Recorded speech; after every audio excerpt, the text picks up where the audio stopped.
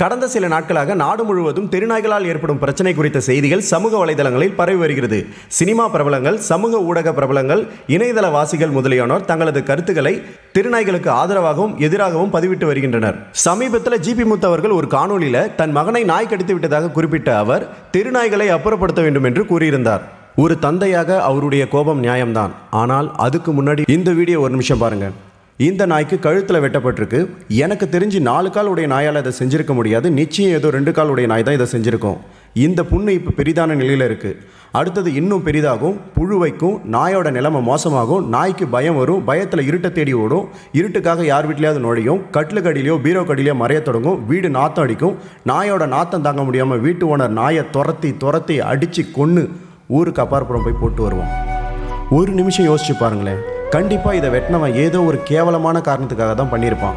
மிஞ்சி போனால் வீட்டுக்குள்ளே நுழைஞ்சிருக்கும், இல்லைனா எதையாவது சாப்பிட்ருக்கும். சரி, கோவத்தில் செஞ்சானா கால்லையோ உடம்புலையோ அதெல்லாம் நக்க முடிகிற இடத்துலையோ காயப்படுத்தியிருந்தா அது நக்கியே சரி பண்ணியிருக்கும். இப்படி கழுத்தில் வெட்டி அதால் ஒன்றும் பண்ண முடியாமல் புழு வச்சு அணுவணுமாக சாகிறதுக்கு அதை ஒரேடியாக வெட்டி கொண்டு இருக்கலாம். நம்ம கவர்மெண்ட் ஒவ்வொரு வருஷமும் நாய்க்கடியால் பலியானங்களோட எண்ணிக்கை அறிவிக்கிறாங்க. ஆனால் மனிதனால் பலியான நாய்களோட எண்ணிக்கை கணக்கிட்டால் இதை விட பல மடங்கு இருக்கும். அதுக்காக நாய் உயிரும் மனித உயிரும் ஒன்றான்னு கேட்டால் ஒன்று தாங்க, எல்லாம் உயிர் தான். எல்லா நாய்களும் மனிதனை கடிக்கிறதில்ல. கடிக்கிறதெல்லாம் பெரும்பாலும் வெறி பிடித்த நாய்களால் தான். வெறி எதனால் பிடிக்குது?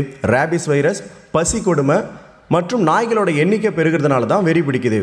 இதை சரி பண்ணாலே போதும், நாய்களால் மனுஷங்களுக்கு எந்த பிரச்சனையும் இருக்காது. ரேபிஸ் குணப்படுத்த சிகிச்சை அளிக்க முடியாத மிக கொடிய வைரஸ். அது வந்தால் நிச்சய மரணம் தான். ரேபிஸிடமிருந்து தெருநாய்களையும் தெருநாய்களிடமிருந்து மனிதர்களையும் காக்க தெருநாய்களுக்கு தடுப்பூசி போடும் திட்டத்தை அரசு கொண்டு வந்திருக்கு. அதை நல்ல முறையில் கண்காணித்து செயல்படுத்தினா நல்ல பயனளிக்கும். இருக்கிற நாயை அப்புறப்படுத்துவதற்கு பதிலாக நாய்களின் எண்ணிக்கையை கட்டுப்படுத்த நாய்களுக்கு கருத்தடை செய்யும் முறையை அதிகப்படுத்தலாம்.